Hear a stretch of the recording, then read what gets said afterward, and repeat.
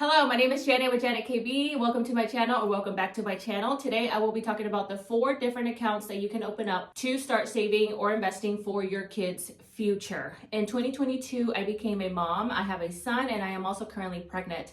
And my greatest desire as a mom, as a parent, is to make sure that my kids have a strong financial foundation that they can then build upon. I did not have that. My parents did not have any savings. They still don't have much savings or investments. I'm actually not sure how they plan to just pay the bills after they retire, take care of themselves. My mom is really relying just on a small amount of 401k, and I don't want to repeat that. So before I even start talking about the topic of the video, the number one thing that I recommend that every parent do is take care of yourself. Take care of your own finances before you even start thinking about taking care of your kids' financial future. It's like what they always say when you're in an airplane. You have to put on that mask first before you can help someone else. Otherwise you will faint and then you won't be able to help anyone. So there are a lot of resources now for people to start increasing their financial literacy. I am on this financial literacy journey where I'm reading a lot, I'm learning a lot, and through my blogs, through YouTube, I'm doing a lot of research, and I'm also sharing all that knowledge with you here. So that is why today I want to talk about the 4 different accounts that I've came across that you can open up for your kids to start saving now. And I've already chosen mine. I have a 529 and I'll go over that. There are other accounts that you can do, other types of investments and savings that you can do, which I will maybe mention towards the end of the video. I'm not sure how long this video will be, but I do have a blog post that goes over 11 ways that you can save for your kids' future, and it goes beyond what I will be mentioning here in this video. So I'll have that link below as well. The 4 accounts that I will be going over are the Custodial Roth IRA, the Custodial UGMA, UTMA accounts, the 529 plan, and then the Coverdell ESA. Before we dive into these accounts, let's go over a few terms. I will be talking about custodial accounts. Custodial accounts are accounts that are set up by the parent or the guardian to start saving or investing for the minor. The adult manages the account and decides how the money is saved, how the money is invested, how the money is used until the child reaches legal age, which is usually 18 or 21. The money in the account can be used for educational expenses, buying a home, and other purchases. So it allows the parent to start saving and investing for their children early on in their life. For me, I am already saving for my son, and he is only 1.5. Custodial accounts are one type of account. So we have custodial accounts, we have trust funds, and then I will also be talking about the types of accounts like the 529 and the ESA. So just wanted to mention what the custodial account is before we moved forward. Another term is beneficiary and owner. So owner is the owner of the account, and beneficiary is the person that will benefit from the funds in the account. In this case, the owner and the beneficiary will usually be the minor. Then you have the custodian, who is the adult who manages the money, hence custodial accounts. Let's move to the actual accounts. And I will be discussing 3 main factors to consider when deciding which account to open, and these are the 3 factors that I mainly considered, although there's other factors that I also discuss in the blog. But the 3 main ones are contribution limits. So how much money are you allowed to put into the account without being impacted by taxes or penalties, etc., and qualified expenses or withdrawals. So what are you allowed to use the money for? When are you allowed to use the money? And then any tax implications or benefits. So let's dive into a UGMA, UTMA account. UGMA stands for Uniform Gifts to Minors, and then UTMA is Uniform Transfer to Minors. These accounts are taxable custodial accounts established for the minor, and these accounts do allow the parent or guardian to transfer or gift money to the minor without setting up a trust fund and without tax implications. The main difference between UGMA and UTMA accounts is that UTMA accounts can hold almost any asset, and UGMA accounts are limited to financial assets. The UTMA Act expanded gifts to include property and other transfers for those states that have adopted it. Once the minor reaches the age of majority, they gain full control over the account and are free to use the assets as they see fit. That is also another thing to consider is once the child does reach legal age, they do have full control of the funds, and they Regardless if you agree or disagree with their choices, they do have control over the funds. So for the UGMA, UTMA accounts generally do not have limits. However, there are tax implications. So for example, you make contributions after tax dollars, and according to the IRS, you can contribute up to $18,000 annually without incurring a tax implication as of 2024. In most cases, the first $1,250 earnings from a custodial account may be exempt from the federal income tax.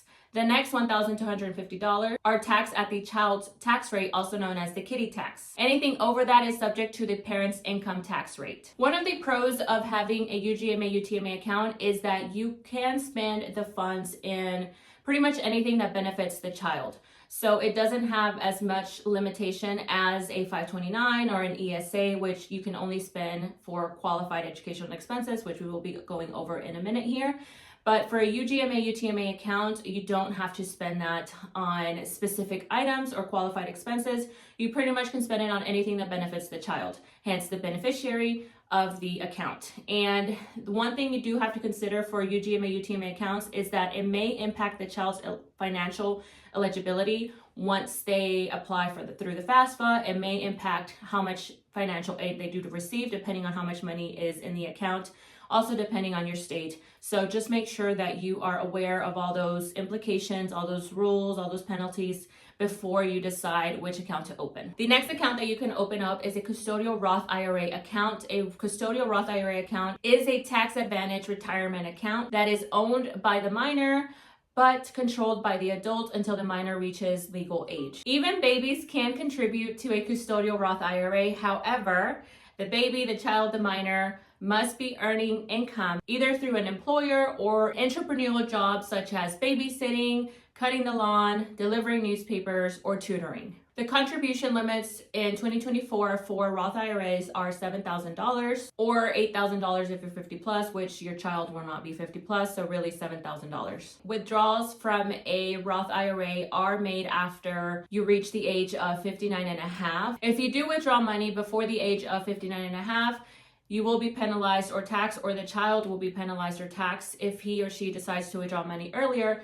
unless they withdraw money for specific qualified expenses, and those can include educational expenses, buying a first home, medical insurance in case they're unemployed. So there are certain expenses that the child could potentially use the money for without incurring that penalty or tax for withdrawing the money early. And again, I have a full list of what those qualified expenses are in the blog post, which I will have linked below as well. The next account is a 529 account, and I found this to be one of the best ways that you can start saving for your child's future educational expenses such as college, trade school, etc. Money in this account can grow tax deferred, and if withdrawals are used for qualified educational expenses, they are tax free. Also, the money that you do put into the 529 isn't just sitting there. It can get invested in stocks, bonds, or mutual funds. In 2024, the IRS allows for you to contribute up to $18,000 per beneficiary per year to a 529 plan without affecting their gift tax exemption. For married couples filing jointly, the limit is $36,000. As far as withdrawals, you can withdraw the money for qualified educational expenses.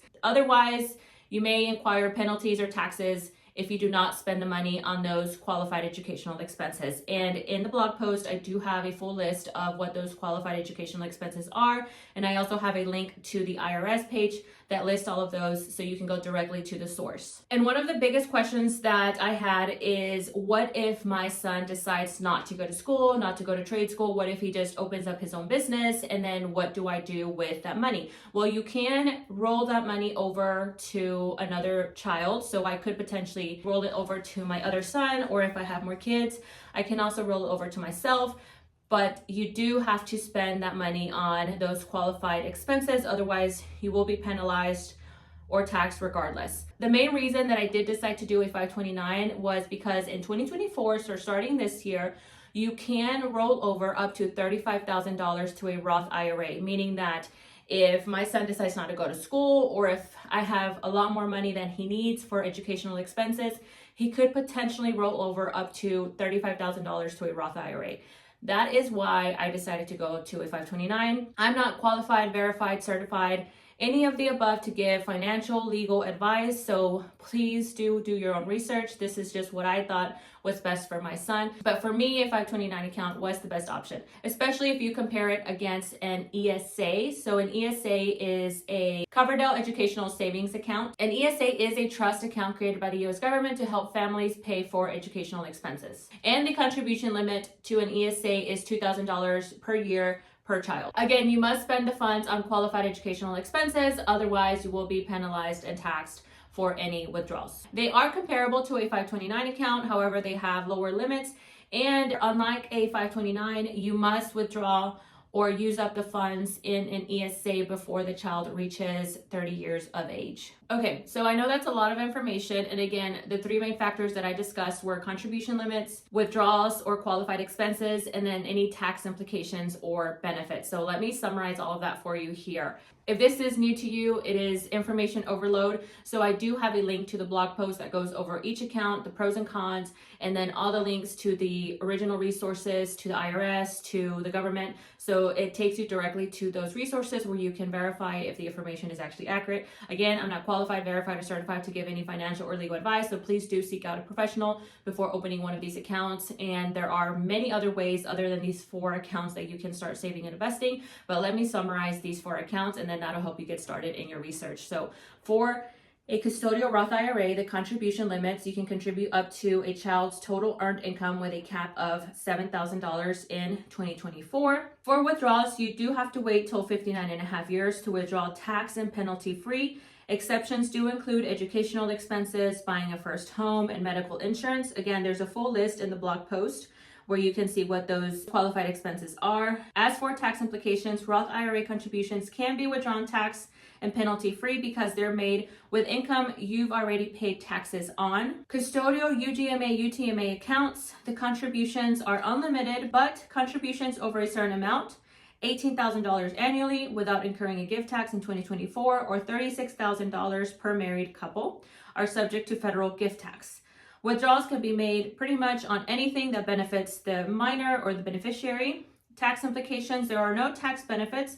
All investment growth and income are taxed. Also consider the potential impact of financial aid eligibility if your child does decide to go to college. A 529 account, as far as contributions, they are unlimited, but contributions over a certain amount, again, $18,000 annually without incurring a gift tax in 2024, or $36,000 per married couple, are subject to federal gift tax. With a 529 account, you're only allowed for qualified educational expenses. Otherwise, you pay taxes and penalties. Tax implications here is investment growth and qualified withdrawals are tax-free. And again, you can roll over up to $35,000 to a Roth IRA if the child does not use those funds. For Coverdell ESAs, contributions are limited to $2,000 annually. Withdrawals can only be made for qualified educational expenses. Otherwise, you do pay for taxes and penalties. And then tax implications here are that investment growth and qualified withdrawals are tax-free. So that is it. Those are the 4 different accounts that I wanted to go over. Again, there are many others, and some of the other accounts that I did not discuss were trust funds, savings bonds, CDs, having a health savings account, a high yield savings account. So there are many more ways that you can save or invest for your child's future. I will have a blog post below that has a list of all those different ways, where to go to for resources and more information. And I will also link a very good resource that I found if you are interested in opening a 529 account. It's the College Investor.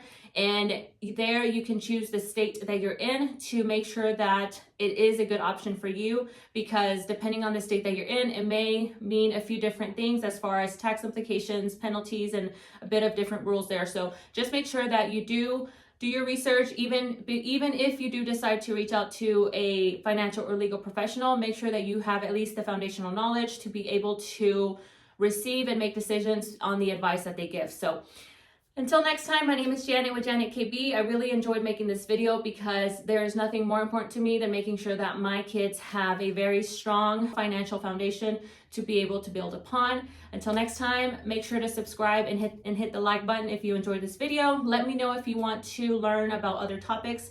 I am doing my best. It takes me a long time to create one of these blog posts and create one of these videos where there's a lot of information that I'm learning, because I have to compile it, digest it, and then be able to deliver it here to you. So hopefully you enjoyed it. Until next time, my name is Janet with Janet KB. Bye.